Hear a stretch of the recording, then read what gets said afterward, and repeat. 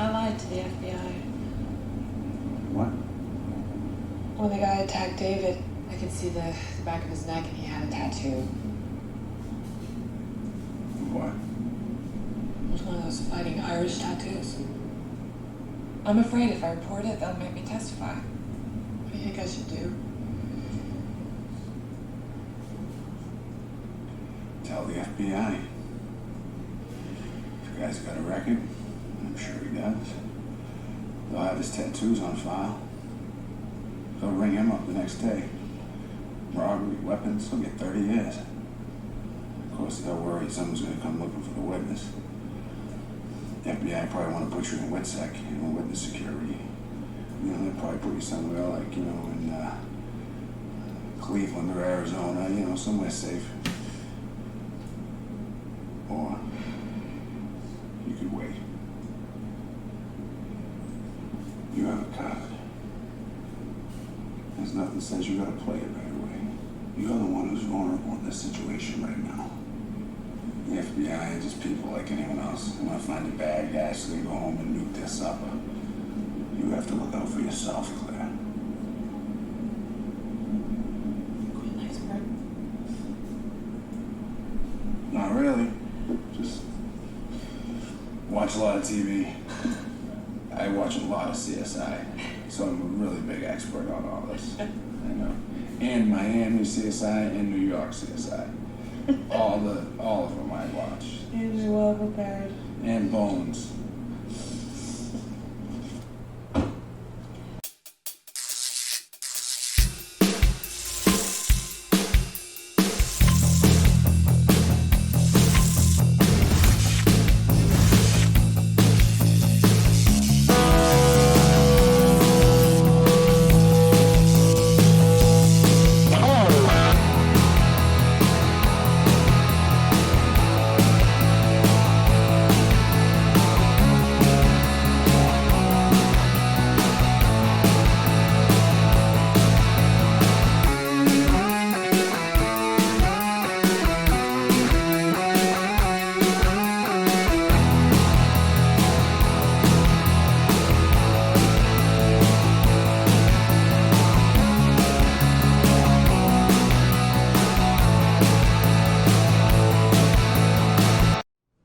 What's going on, ladies and gents in Cyberland? Coming back to with another film review, and this time we're moving on to another great film that I came across, which I never saw in the theaters. I just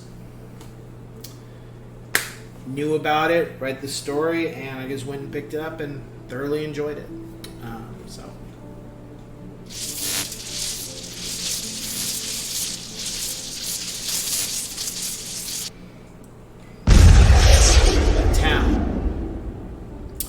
So this film is pretty much about Ben Affleck, Jerry Renner, and a cast of characters that I can't think off the top of my head actually right now. But they live in Boston and they are involved in criminal activities. And beginning of the film, they rob a bank, and I don't know why, but Ben Affleck's character, for some reason, I don't know what it was about her, the woman who was at the bank, but he took a liking to her for whatever reason. And he starts spending time with her, even though she doesn't know he was the gentleman that she was talking to when they were robbing the bank. And during the whole time they're around each other, you see a relationship develop. While that's going on, the FBI is already trying to investigate and track them down. They actually already know who they are. It doesn't take long to figure it out because, unfortunately, the four-man crew, they all have records, I believe. I don't know if Ben Affleck does. I don't recall if he did. But almost everybody else does. And they draw too much attention to themselves. It's like, if you're going to do those type of things, you probably want to separate from each other and not hang out with each other for a while, and occasionally come across each other and hang out, but the way it's portrayed is like they're hanging out too much after these jobs are done, and they're not keeping to themselves.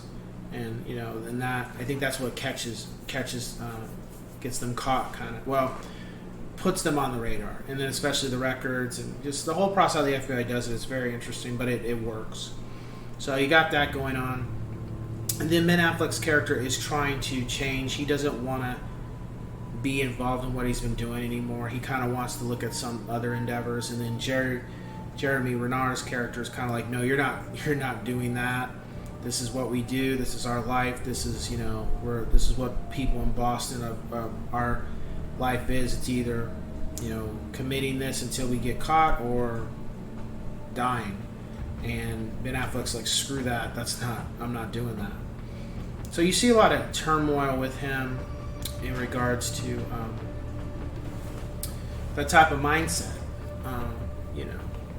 And then on the side, Ben Affleck is falling in love with this girl and establishing a relationship with her. And then on the other side, we see that Ben Affleck is a product of not only his environment, like a lot of those guys, or people are in that part of Boston, but some past situations are why his upbringing ended up being the way it is, and what he thought was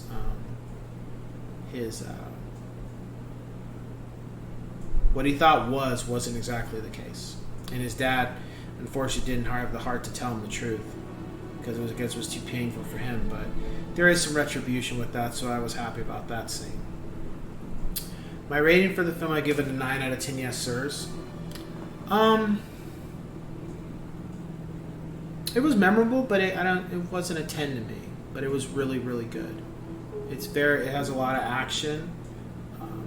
It has great character development. It's not boring. It doesn't drag. It's very violent. Very violent.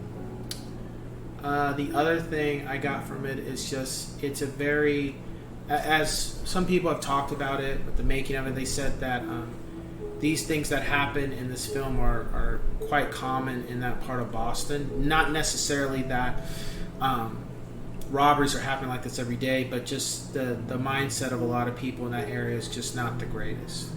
So it's interesting to see that and how it's being portrayed.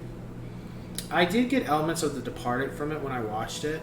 I mean, it was two totally different type of films, but it just kind of gave that vibe. But maybe because it was shot in Boston too,